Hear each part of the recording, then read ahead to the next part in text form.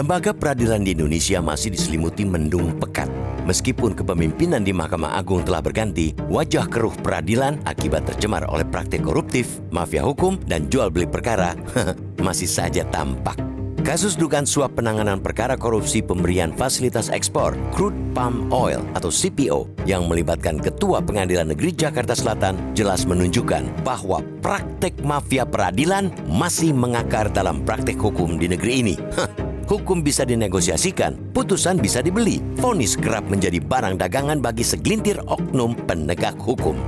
Kasus demi kasus mulai dari tingkat pengadilan negeri hingga Mahkamah Agung yang masih terjadi itu memperlihatkan betapa rentannya sistem peradilan kita dari intervensi dan penyalahgunaan wewenang.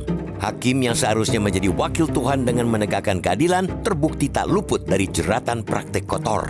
Sejumlah kasus malah menggambarkan bahwa praktik mafia peradilan seolah telah berlangsung secara sistemik. Ironisnya, berbagai upaya reformasi peradilan yang telah digulirkan sejak era reformasi kerap berujung pada hal ihwal yang bersifat tambal sulam.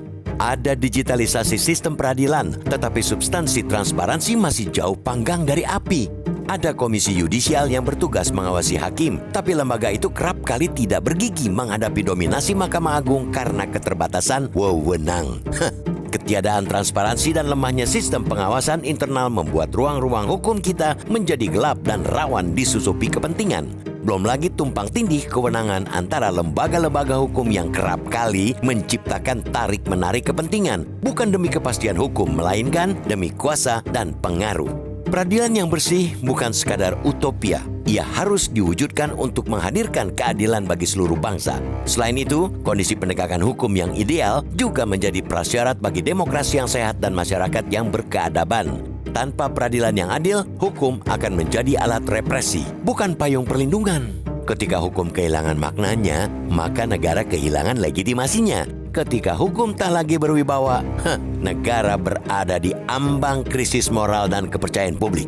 Seruan untuk menyelamatkan peradilan kita bukan hanya untuk soal-soal hari ini, melainkan demi masa depan bangsa yang menjunjung tinggi keadilan dan kemanusiaan. Karena dalam negara hukum, keadilan tidak boleh dijual dan kebenaran tidak bisa ditawar.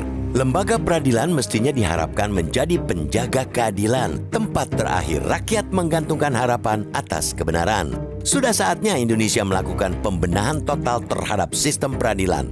Reformasi peradilan tak cukup hanya menyentuh aspek prosedural, tetapi juga menyasar akar budaya hukum yang permisif terhadap pelanggaran etik dan moral. Penegakan hukum terhadap pelaku mafia peradilan harus tegas dan tanpa pandang bulu. Sistem pengawasan perlu diperkuat dengan partisipasi publik dan media sebagai elemen kontrol.